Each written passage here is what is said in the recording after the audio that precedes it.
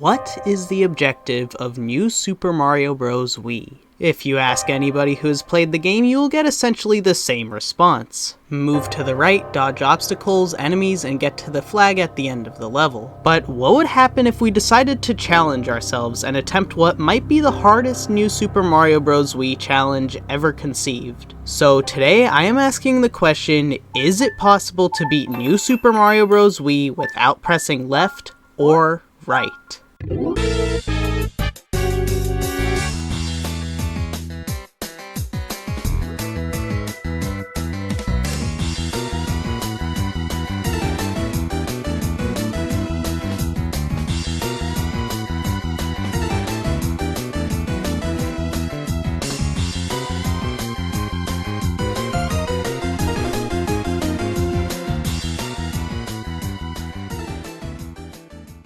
Now, before I explain how this challenge is attemptable, I need to quickly define the rules, which are pretty simple. The only things we're not allowed to do are pressing left and right on the Wii Remote, or the control stick on a nunchuck, or any other Wii Remote accessory. The only times we can press left or right are in the menus and on the world map, because, well, the challenge would end in 1 second if we couldn't. The only other time we can press left or right is when going into pipes, because it's just an unskippable press that we have to do rather than one that actually happens during the core gameplay, which is all we really care about. And again, it would be boring if the challenge just ended at 1-2. Now that we know the rules, it's time to explain how we're actually going to be able to move. The only way to move at the start of every level is with the use of multiplayer. By pressing A, we can go into a bubble. From there, we can shake the controller to get to the other player, where we can ground pound them, which moves them either to the left or right, depending on where the ground pounding bro is. The other way is grabbing them and throwing them, which moves them in the direction that the bro is facing. And by throwing the bros and then pressing jump right as we land on the ground, we retain momentum, which is good for going a far distance.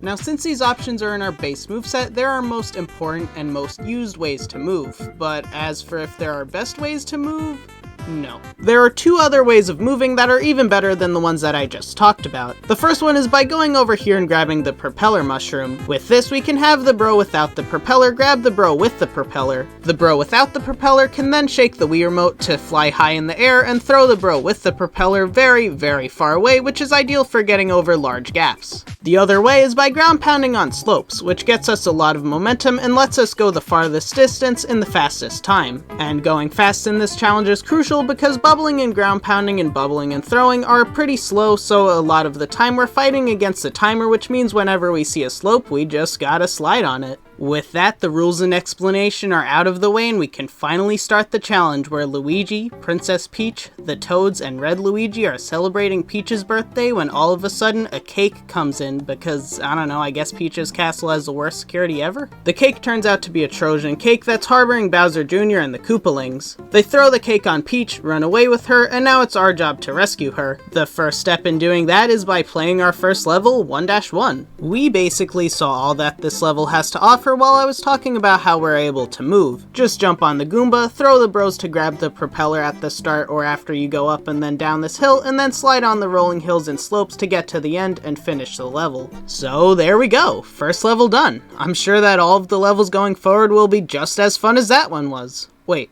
what's that word showing up there? Foreshadowing?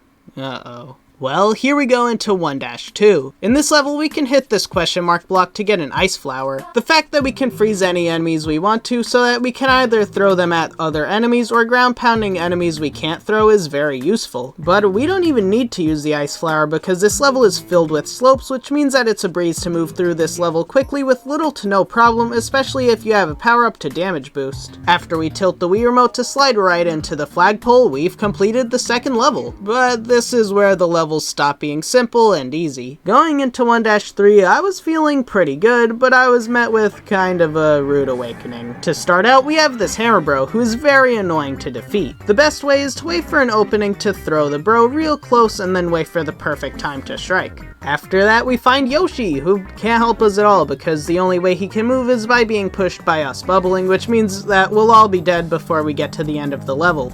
Or a pit. After that, we have a long line of Goombas to defeat, which is pretty fun, if you don't mess it up. After that, there's another Hammer Bro, who we can dodge if we time sliding off this slope just right. But none of that is really a big problem, they're more like small inconveniences. Where we come to a problem is when we're trying to get to the secret exit. As you can see, we can't jump high enough to throw the bro up to where the secret exit is. So do we have to skip the secret exit and just go to the normal exit? Well, I'm not ready to give up that easily, because I have an idea that might work. Toad. With Toad, we can bounce off of his head, and now we have enough height to throw one of the bros up to this ledge. Then if we bounce off his head again, we can get all the way up to the top. From here, we just gotta bubble to Luigi and get to the secret exit. I said we just gotta bubble to Luigi and get to the secret exit. So as it turns out, the bubble cannot go past the top of the screen to where Luigi is, which means Luigi is stuck, which means we can't move forward. So is it not possible to get the secret exit? Well, I have one more idea. Step 1. Go back to 1-1 and get a propeller suit, complete the level, and enter 1-3. Step 2. Protect this suit with our lives. If we lose it, we'll have to go back and get another one, so make sure to bop those hammer bros. Step 3. Hit the question mark block with Yoshi in it to have the bro with the propeller ride Yoshi. Step 4. Ground pound on the slope to gain momentum, jump off of Yoshi, and then use your propeller to get to the top, and don't stop shaking your Wii remote to retain the speed from the aerial spin so that once you hit the ground, you can propel immediately. If you've done it right, you should have enough speed to get to this slope where you can ground pound off of it to make it to the pipe that we don't care about pressing right to get into. And there we have it. It's possible to get to the secret exit. It was a close one with the timer as well, with just 6 Mario seconds left. Now that we've unlocked the cannon, we can throw the bros until we enter it and blast off all the way to World 5, which is where the challenge starts to get really difficult. I mean, if you thought 1-3 was bad, then 5-1 is the equivalent of taking one step outside of your house and getting run over by a semi-truck. In this level, we can propeller throw Mario over this piranha plant to grab an ice flower. From there, we can propeller throw Mario over even more piranha plants until we get to this Koopa who we stomp. Then we're going to want to ground pound off of the shell and then propeller over these piranha plants. Here we have to freeze the piranha plants before propeller throwing so that we don't hurl the bro into the spiky ball. This takes quite a while to do, but it's not super difficult if we make sure to be careful. Then we have to stomp this Koopa who I got hit by more times than I would like to admit. But then we have some problems in the form of large holes. You see, normally for this section we would swing on these vines to skip past these piranha plants and pits, but throwing the bros at the vines does absolutely nothing. We can grab onto them just by jumping, but there's virtually no momentum, so that won't work. Knowing this, my first plan was to take the low road by freezing and ground pounding these piranha plants. This was going pretty badly, but it only got worse when I got to here because this gap is too far to throw the bros over. It's most likely possible if you use 3 players or the propeller, but you'd still have the piranha plant on the other side who you have to freeze at the right time to make sure you don't get hit, but doing all this would take a lot of time, so the timer would probably kill us, and overall doing this just made my brain hurt, so I knew there had to be a better way. I remembered how with jumping we could grab onto the vines, but since we didn't have any momentum, it was no use to us. That's when I saw this slope and got the idea to ground pound off of it and then bounce on these 2 Koopas. Then I took a hit from this piranha plant and made sure to jump to retain my momentum so that I could swing on the vines. You have to take another hit, but yeah, it is possible. The only problem with this is that it's tough. Really tough. I mean, I was getting it maybe 1 out of every 10 attempts. Maybe. That's not even to mention the fact that it takes about 4 minutes to even get to there every single time we play the level. Which is not to mention the fact that right after this we have this spinning thing, which is possible to do with the propeller, but is fairly difficult and takes a lot of time, which means that we'll run out of time. The inconsistency in which I could perform this was making me feel pretty burnt out, since by this time I had been trying to do this for almost 4 hours, so again, we're going to need to find another easier way to complete this part. I was thinking about what would work when I realized, hey, the propeller is broken. There's gotta be something I can do with this. And lo and behold, there is, and it is so easy. I was kinda mad that I didn't think about doing this 4 hours ago, but at least we can make it past this part, and with the ice flower it's much easier and faster to get past the spinning thing. This gap will take a little bit of fidgeting to be able to get past, and if you take too long, then you're screwed. But once you do that, it's the last hard part of this level, which means we are finally done with this nightmare of a level. After that, we fight this roaming piranha plant. This is pretty difficult because without throwing the bros to the right, we can only collect half of the toad balloons. Luckily, we can freeze this faraway piranha plant to throw the other bro at them while they're still frozen to make the bro turn around. Oh yeah, if you didn't know that throwing a player at a wall turns them around, well, now you do. From here we can collect the last 4 toad balloons and then rescue Toad.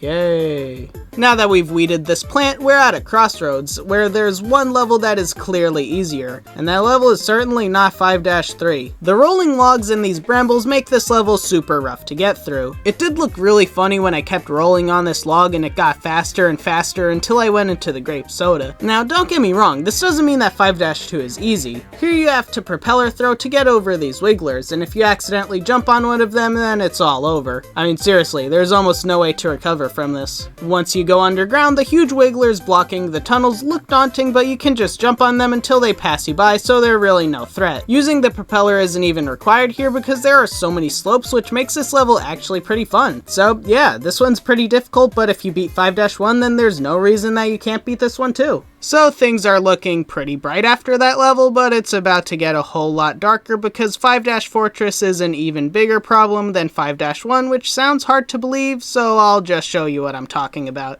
This level has two moving walls filled with spikes on each side of us. Since we're so slow at moving, it's not really an option to go anywhere within their range, which means that we're limited to staying in the middle where the spikes can't reach us. This isn't too much of an issue in the first section as long as you make sure to look before you propel so that you don't go straight into a dry bones. Getting onto this block at the end is a little bit tricky, but once you do that, you're out. A good thing about this section is that even if you lose your propeller, you can still shake the controller to jump off of the bros to make it up. But as we'll see in this section, you're gonna need that propeller. Here the spikes move quite a bit faster than before. Trying to make it up the platforms all the way from the bottom is very slow, so we'd either get pushed off of the platform or just die to the spikes. Luckily, we can throw the spring in just the right spot so that when the spikes are out of the way, we can propel about half of the way up. From there, we can just keep jumping and damage boost twice to make it up to the top. So far, you're probably thinking, well, this isn't too bad, and you're right, but this last part is, it's pretty bad. Because here, there is no safe spot in the middle.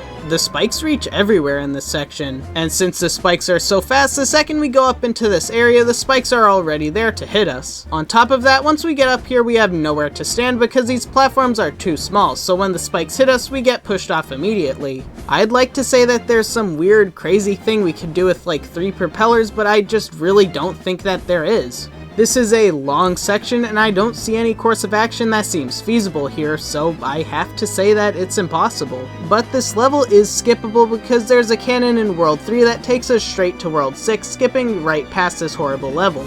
But we're getting a bit ahead of ourselves. Because to get there, we need to beat 1-Fortress, which even if that level is possible, there's still 1-4, and yeah, this is a water level. We can bubble to move forward, but by the time we get to the end, I would have gone crazy. Oh yeah, and the timer would run out, so this level is also impossible.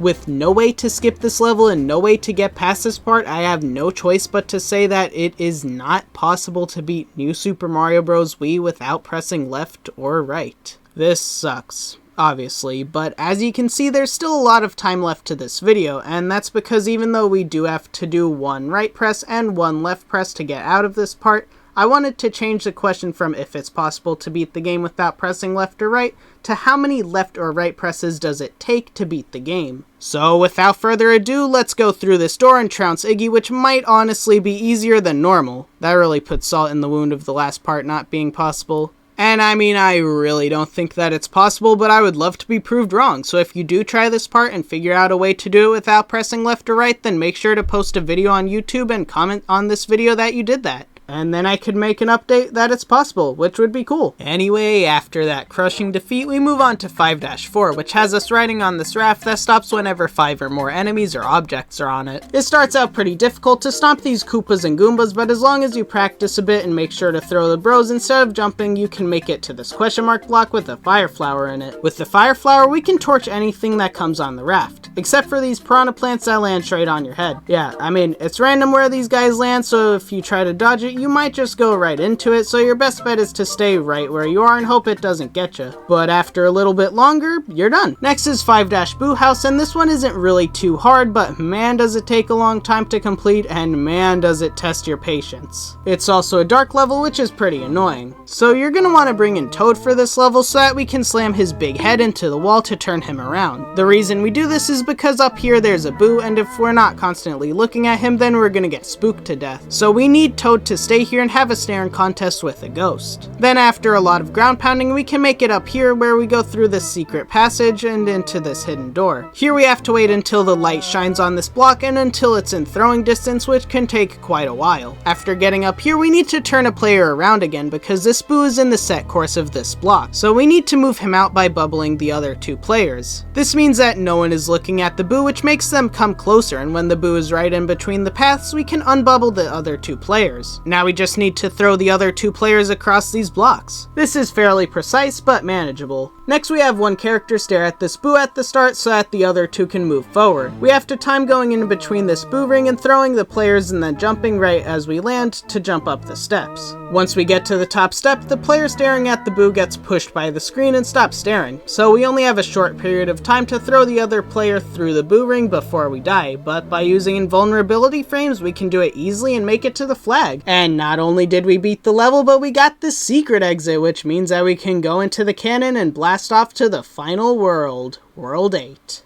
Well, here we go, into 8-1. This level is horrible. For starters, there are these meteors which are completely random as to where they come out of the sky, which means they might just fall directly on your noggin, even though you did nothing wrong but get unlucky. On top of that, there's an ash cloud that's coming after you, so if the meteors don't get you for taking too long, the ash cloud certainly will. Now, even with all these slopes, the first half is still pretty difficult, but after practicing a little bit, you can make it so long as you get lucky with not getting hit by the meteors. The second half is quite a lot harder though. In this section, there are two places with unavoidable lava geysers. Geysers? I don't know. It doesn't look like an old man though, so I'll call it a geyser. The first set we can't stop before because the gap is too far to throw the bros over, and the other set of geysers might be possible to get past if there are no meteors or ash clouds because staying here is just too unsafe. So this means that we're going to need to damage boost past both of these spots to get out of here. At first I tried to hit this block with a fire flower in it and then go back to get it, which looks pretty cool, but then we get hit by this geyser and lose our second damage boost, so this won't work. Then I remembered that we got 3 mushrooms from defeating the roaming piranha plant. That would get us a 2 damage boost that we need to make it past. So here's how we do it. Bubble the player in front and then get them popped to push the player in the back, who then bubbles and lands on the ground. Then ground pound the player in front until you get to the slope. Press the home button to change controllers without wasting any in-game time to make sure the geyser doesn't burn your butt. You are now in the perfect position to ground pound off the next slope and the next slope and the next slope and the next slope. After that, we have to do our first damage boost. Then we have to ground pound cancel on the slope to stop our momentum to pop the player who still has their mushroom. The other player then needs to slide into the lava to not get in the other player's way, who slides down the slope to make some fairly precise jumps. Now we get to the pipe where we need to ground pound cancel on this mushroom platform to not go past the pipe. You then need to get one of the bros on the very edge of this ground to throw the other bro who barely makes it. From there we can keep throwing the bros across the platforms to make it to the end. That was a lot. Thankfully, the next 2 levels are difficult, but nowhere near as bad as that. For 8-2, we're going to want to have both bros get propellers. Not that the level can't be done with only one propeller, but it's nice to have a backup in case we get hit. This level, just like the last one, is filled with slopes and now rolling hills, but is still difficult because there are an abundance of spiky balls and Goombas. So as long as you play safe, you can make it here where you have to ground pound right at the ledge to make sure you go backwards. After entering this pipe, there are a bunch of rolling hills that push you back. This part took me a while to get past, but the strategy I found to work is to propeller throw a bro and then ground pound on the first 2 rolling hills. Then propel upwards and hope that you have enough momentum to make it to the pipe. This takes us to the flag of the secret exit, which lets us skip a good number of levels and takes us to 8-7. Here we have to ride this bone coaster, which automatically moves us to the right. Don't use the propeller suit because momentum doesn't like working with it in this level. Luckily for us, there's a fire flower here which lets us take 2 hits if we're unable to dodge the geysers. It takes a bit of practice, but if you just learn where the geysers are and when to ground pound on the coaster and when to take hits, you can beat the first and second half of this level pretty quickly. Next is 8-Airship, and I'm not gonna beat around the bush because this level is just not happening. And this being the penultimate level, it's obviously not skippable. Now, no part of this level is actually impossible, but the time limit and the distance to the checkpoint is what does us in. You see, since the end of this level isn't signified by a flagpole, but rather by a boss fight with Bowser Jr., the checkpoint is pretty close near the end. So with the timer that lasts about 7.5 minutes, there's just no way to get there in time. And I I know that 7.5 minutes sounds like a lot of time, but there is a lot of crazy stuff in this level. So then you might be asking, well, how many left and right presses does it take to beat the level? And the answer to that is 1 right press. If we press right at the start of the level and don't let go of it, we can make it all the way to the pipe that takes us to Bowser Jr. We can even make it a little bit easier by holding down and right to stay in place, which is not cheating because we're still pressing right, we're just not moving right. Then we get to the Bowser Jr. fight where we can ground pound immediately to hit the spiky ball back at him. After that, we can continually alternate bubbling and unbubbling the bros so that we're always invulnerable to Bowser Jr.'s fire attacks. Then we just have to time ground pounding the bombs to finish off Bowser Jr. I definitely have more faith that someone could play absolutely perfect and beat this level more than 5-Fortress, but still, I just don't think that it's possible. Well, everything's led up to this. The final level. 8-Bowser's Castle. Now, this is a very special level because where some of the past levels got a lot of their challenge from figuring out what to do, this level isn't very hard to figure out what to do, it's just very hard to do. Whether it's fire bars, lava bubbles, fire bars and lava bubbles, this tight fire bar section, these falling platforms, this platform that you need to let fall so you can go down here to dodge this fire bar, you know, there are a lot of fire bars. It's very challenging, but you can make it. Oh. Dang, I had to think about my life decisions after that one. After that brutal first part, all you have to do in this next part is to keep shaking the Wii Remote to air stall and make sure to rebubble the other players if they get popped, which is really easy. After that, we enter the final door, and we are now in this hallway with fire coming at us. This part takes forever to get through, but once we do, we come face to face with Bowser. Now, of course, I wouldn't be foolish enough to try and get past Bowser. Instead, there's a thing you can do only in multiplayer mode where if every player in the game ground pounds at the same time, it sends a shockwave that defeats everything on the ground. And in Bowser's case, it defeats him in 3 hits. This technique has always been funny to me because we basically slam our asses on the ground so hard that the whole floor shakes and physically hurts enemies. Now that we've defeated Bowser, we save Princess Peach. Wait, that's not Princess Peach, that's someone even hotter! Hell yeah! So this beautiful specimen Kamek uses 3/4 of the PlayStation symbols to make Bowser giant, and then he gets clocked. And now we're done. Yeah, there's no hope of getting past this part. I mean, even if you did manage to not get filleted by Bowser's fire in the starting breakable structure, then I just don't see a way to get past these platforms. Especially the ones that you need to duck under, because if you had any momentum, then it would be almost all gone. To be honest, when starting this challenge, I kinda knew that this part wouldn't be possible, and I'm almost certain that I'm correct. Anyway, after pressing and holding right one time, we can make it through here and hit the switch to sink Bowser and rescue Princess Peach. Wow, what a great kiss on the nose. Well, that's the end of the challenge. Sure, it sucks that 3 levels we couldn't complete without pressing left or right, but it looks a lot better if you think of it as we completed 10 out of the 13 levels without pressing left and right. That means that 3/4 of the levels are possible, and Kamek used 3/4 of PlayStation symbols. Anyway, I've done quite a few challenges on this channel, and they've all been pretty fun, but would I say that this challenge is fun? Well, not really. I mean, in this video I only showed the cool parts of this challenge, but I played this challenge for about 33 hours, and a lot of that time was spent doing this, which is extremely boring. So doing all this boring stuff to then get to a super hard part only to fail so that I have to do all the boring stuff again and again and again was exhausting. So anyway, in conclusion, I would have gone absolutely insane if it wasn't for the World 8 map music. I love this song!